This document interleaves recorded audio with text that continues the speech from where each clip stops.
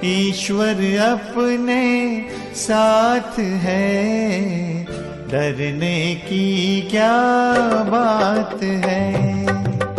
ईश्वर अपने साथ है, डरने की क्या बात है। सदा सफलता साथ हमारे, सदा सफलता साथ हमारे, हाथ में उसके हाथ है। ईश्वर अपने साथ है, डरने की क्या बात है। सदा सफलता साथ हमारे, सदा सफलता साथ हमारे, हाथ में उसके हाथ है। ईश्वर अपने साथ है, डरने की क्या बात है।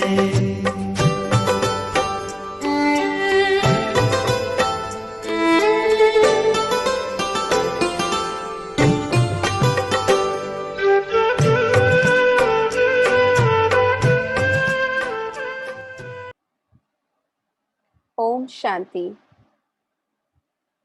आज 14 मई 2021। बाबा के महावाक्य, मीठे बच्चे, अभी तुम शूद्र घराने से निकल ब्राह्मण घराने में आए हो।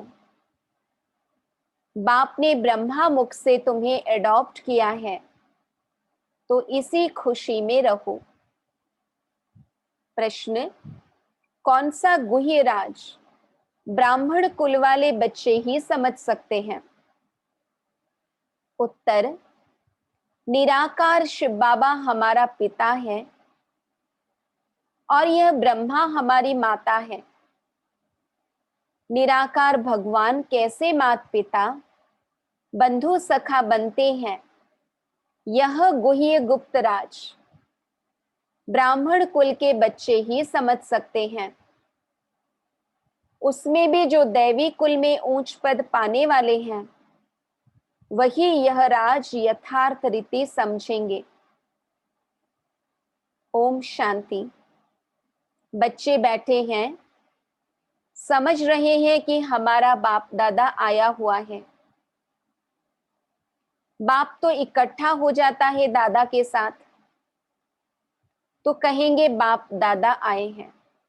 ब्रह्मा बाबा और शिव बाबा दोनों कंबाइंड हैं। वह टीचर भी है। बाप दादा के बिगर तो कुछ बता न सके।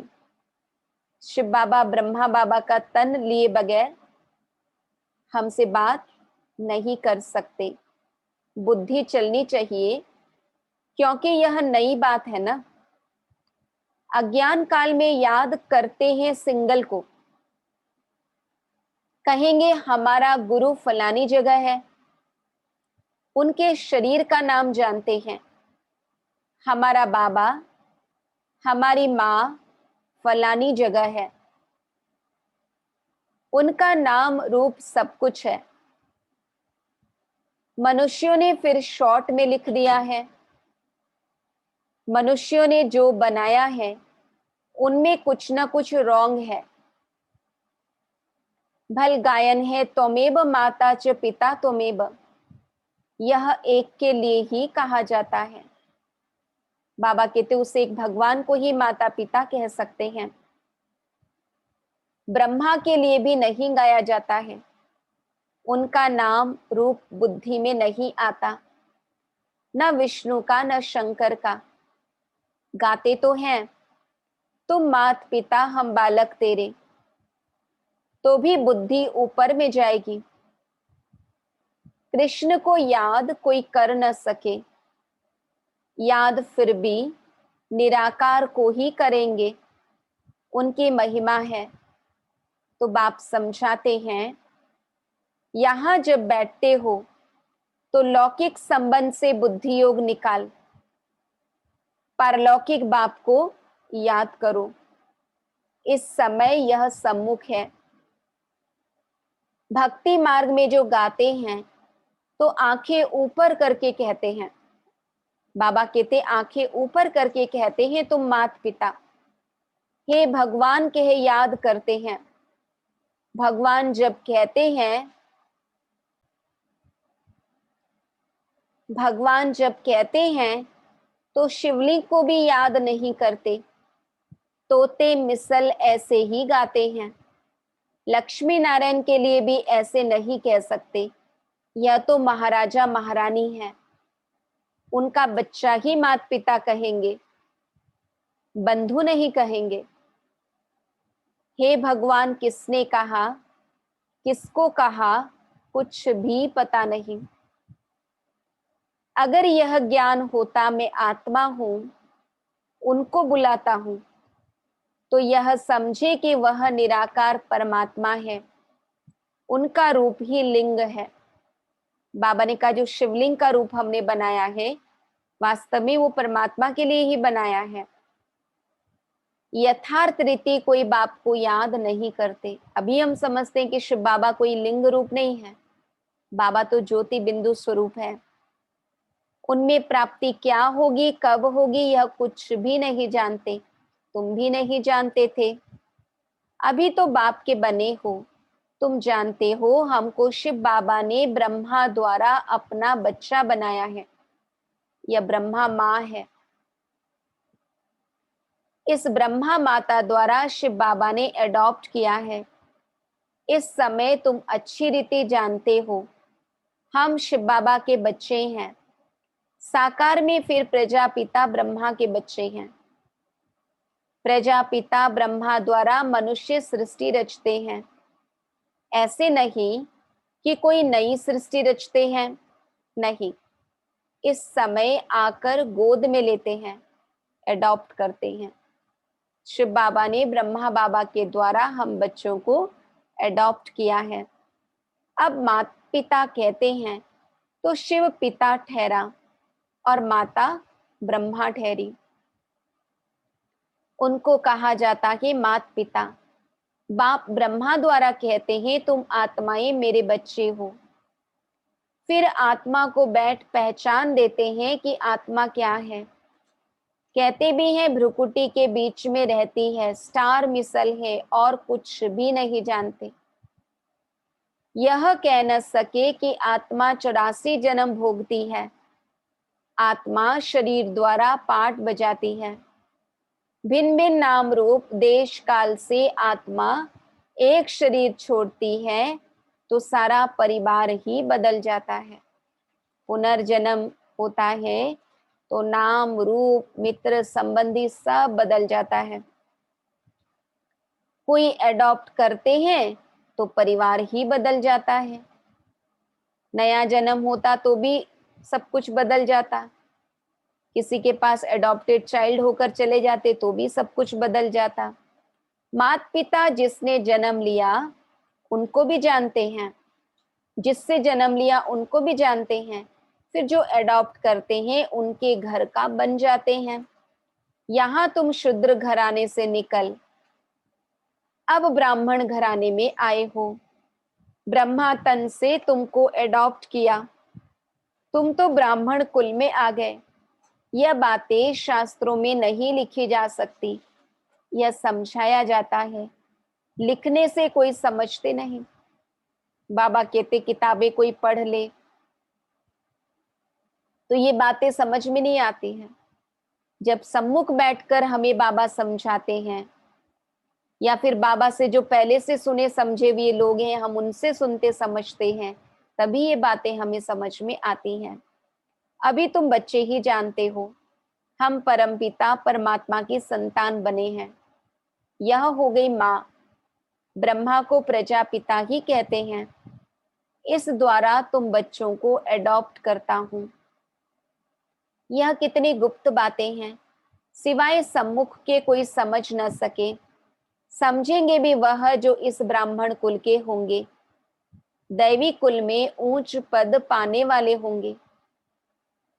नए किसकी बुद्धि में यह बातें बैठेगी नहीं, न बुद्धि में बैठेगा, न किसको समझा सकेंगे। तुम्हारे में भी नंबरवार पुरुषार्थ अनुसार है, जिनकी बुद्धि में बैठता है। गाया जाता है त्वमेव माता च पिता त्वमेव, याद किया जाता है शिव बाबा को। फिर कहते हैं तुम मात पिता, एक बाप फिर मात पिता कैसे? यह बातें और कोई समझा न सके। जैसे शास्त्रों में व्यास ने जो लिखा है वह मनुष्यों ने कंठ कर लिया है, वैसे तुमको भी कहेंगे तुमको कोई ने बताया है, तुमने कंठ कर लिया है। बाबा कहते हम ये नई बातें समझाएंगे तो हमको भी बोलेंगे आपने ये रट लिया है। तो बाबा कहते नए मनुष्य के लिए समझना बड़ा मुश्किल है। यहाँ रहने वाले भी कोई किसको इतना भी समझा नहीं सकते। तुम आत्मा हो, तुम्हारा बाप परम पिता परमात्मा है। वह बेहद का बाप ही बेहद का वर्षा देते हैं। वर्षा दिया था, फिर पुनर्जन्म लेते लेते 84 जन्म पूरे हुए। अब बाप फिर वर्षा देने आए हैं। यह किसको समझाना कितना सहज है। तो मात पिता किसको कहा जाता है, विचार की बात है ना। ब्रह्मा द्वारा एडॉप्ट करते हैं, फिर माँ भी जरूर चाहिए। तो जो अनन्य बच्ची होती है, ड्रामा प्लान अनुसार उनको जगत अम्बा का टाइटल दिया जाता है। बाबा ने मम्मा को निमित्त बनाया सभी की पालना के लिए।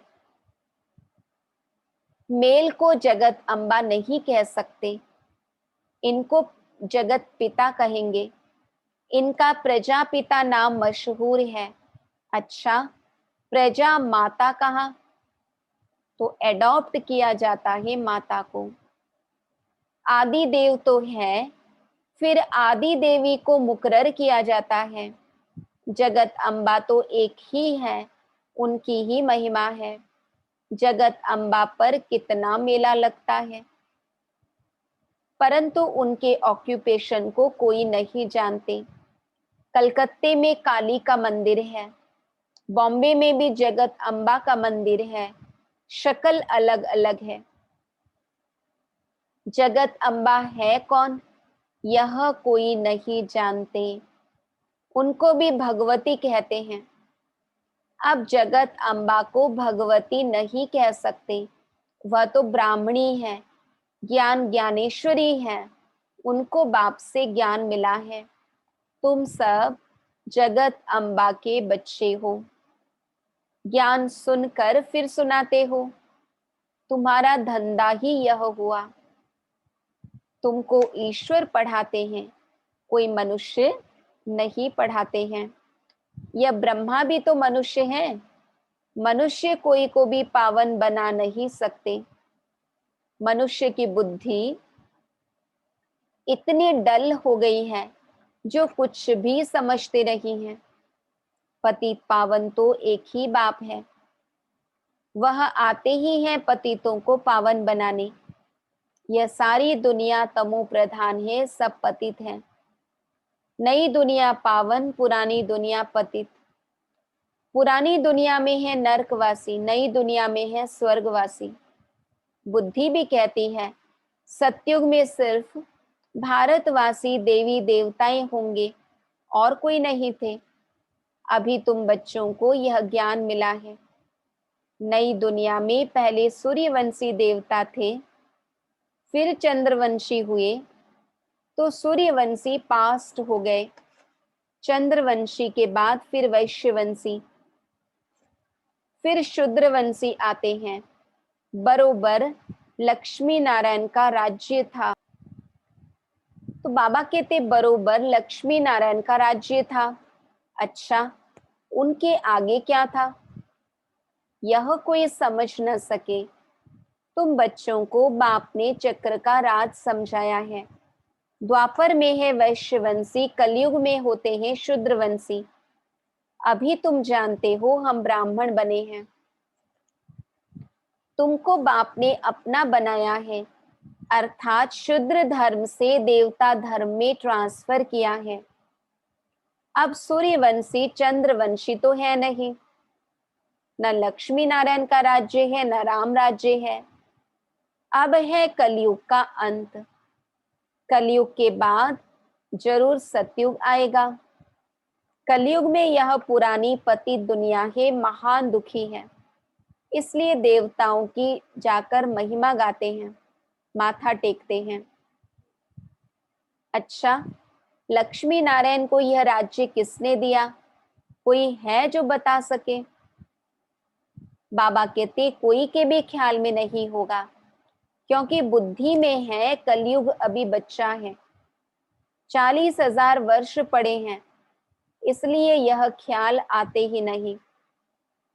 अभी तुमको यह ख्याल आता होगा। कई बच्चे कहते हैं हमें याद नहीं रहती। क्यों नहीं रहती? क्योंकि सवेरे सवेरे उठकर याद में बैठकर धारणा नहीं करते। समझते भी हैं, फिर किसको समझा नहीं सकते। यह तो जरूर होगा, सब एक रस तो समझदार बन न सके। समझदार भी चाहिए, बेसमझ भी चाहिए। बहुत समझदार तो जाकर राजा रानी बनेंगे। जितना जितना जो जास्ती समझते और समझाते हैं उनका नाम वाला होता है। प्रदर्शनियां होती हैं तो लिखते हैं बाबा फलानी को भेज दो। तो क्या तुम नहीं समझा सकते हो? बाबा उनकी प्रैक्टिस जास्ती है। कहते बाबा उनकी ज्यादा प्रैक्टिस है, हम थोड़े कच्चे हैं। बाबा खुद भी कहते हैं कहाँ से भी निमंत्रण मिलता है तो लिख कर भेजो कौन कौन है, तो हम देखेंगे किस किस को भेजना चाहिए। सन्यासी भी उस निमंत्रण पर है क्या? फिर बहुत अच्छी ब्रह्मा कुमारी को भेजना होगा। अच्छा कुमार का है, मनोहर है, गंगे है, इसमें से किसी को भेज दो। बच्चे तो ढेर हैं, जगदीश को भेज दो, रमेश को भेज दो। तुम भी समझते हो एक दो से होशियार हैं। जैसे जज मैजिस्ट्रेट होते हैं, एक दो से होशियार होते हैं। गवर्नमेंट जानती है एक दो से होशियार हैं, तब तो केस एक दो से ऊपर जाते हैं। फिर हाई कोर्ट में जाओ, फिर उनसे ऊपर, उसने भी जजमेंट ठीक नहीं दी तो फिर उससे ऊपर जाएंगे। इनके ऊपर तुम रहम करो। अब यह सब बातें यहाँ होती है, सतयुग त्रेता में होती नहीं। बाबा कहते कोर्ट कचहरी जज वकील वहां कुछ नहीं होंगे। फिर द्वापर में राजा रानी का राज्य होता है, वहां तो महाराजा महारानी ही केस संभालते हैं। केस होंगे भी थोड़े। अभी तो तमो प्रधान पतित है ना, तो बादशाह के पास केस जाएगा तो थोड़ी सजा दे देते हैं। कड़ी भूल होगी तो कड़ी सजा देंगे। यहाँ तो कितने जज वकील ढेर हैं, इतना कारोबार में फर्क है। सतयुग में क्या होता है यह किसको पता नहीं। अब बाप ने समझाया है, कोई से भी पूछो इन लक्ष्मी नारायण को जानते हो?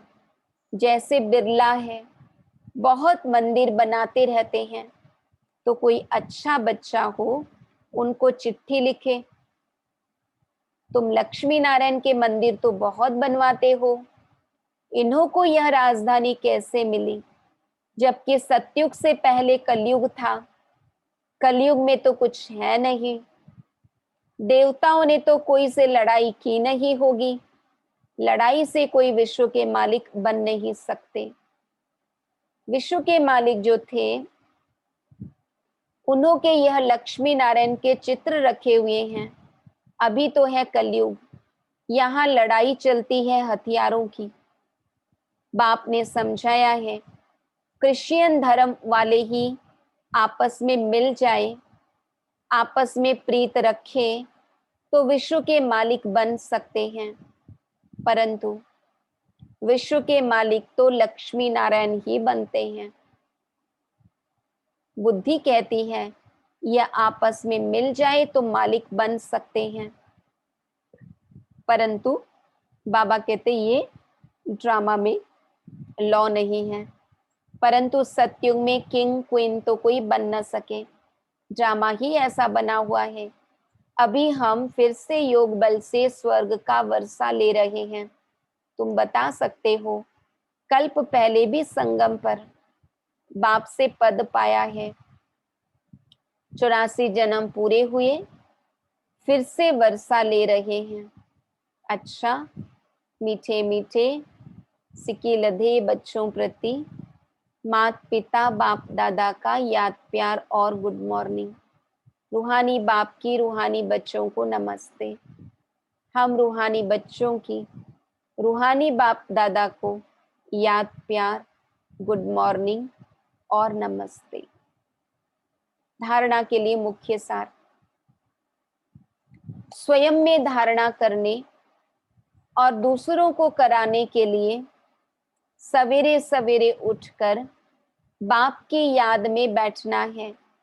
जो समझा है उसे दूसरों को समझाने की प्रैक्टिस करनी है। दूसरा, लौकिक संबंधों से बुद्धि योग निकाल एक पारलौकिक बाप को याद करना है। बाप से जो ज्ञान मिला है वह सुनकर सबको सुनाना है, यही तुम्हारा धंधा है। वरदान, अपनी संपूर्ण स्टेज द्वारा सर्व प्रकार की अधीनता समाप्त करने वाले प्रकृति जीत भव। अपनी संपूर्ण स्टेज द्वारा सर्व प्रकार की अधीनता समाप्त करने वाले प्रकृति जीत भव। जब आप अपनी संपूर्ण स्टेज पर स्थित होंगे तो प्रकृति पर भी विजय अर्थात अधिकार का अनुभव होगा। संपूर्ण स्टेज में किसी भी प्रकार की अधीनता नहीं रहती है, लेकिन ऐसी संपूर्ण स्टेज बनाने के लिए 3 बातें साथ साथ चाहिए। बाबा कहते संपूर्ण स्टेज बनाने के लिए 3 बातें साथ साथ चाहिए। पहली बात रूहानियत, दूसरी बात रुहाब और तीसरी बात रहम दिल का गुण। जब यह तीनों बातें प्रत्यक्ष रूप में स्थिति में चेहरे व कर्म में दिखाई दे तब कहेंगे अधिकारी व प्रकृति जीत आत्मा। रूहानियत भी हो, आत्मिक दृष्टि वृत्ति, रुहाब भी हो, वो नशा भी हो और रहम भी हो सबके प्रति। बाबा कहते तभी प्रकृति जीत बन पाएंगे, सब प्रकार की अधीनता से मुक्त हो पाएंगे, अपने संपूर्ण स्टेज को हासिल कर पाएंगे। श्लोगन, श्रीमत की लगाम मजबूत है तो मन रूपी घोड़ा भाग नहीं सकता। बाबा कहते श्रीमत की लगाम मजबूत है तो मन रूपी घोड़ा भाग नहीं सकता। ओम शांति।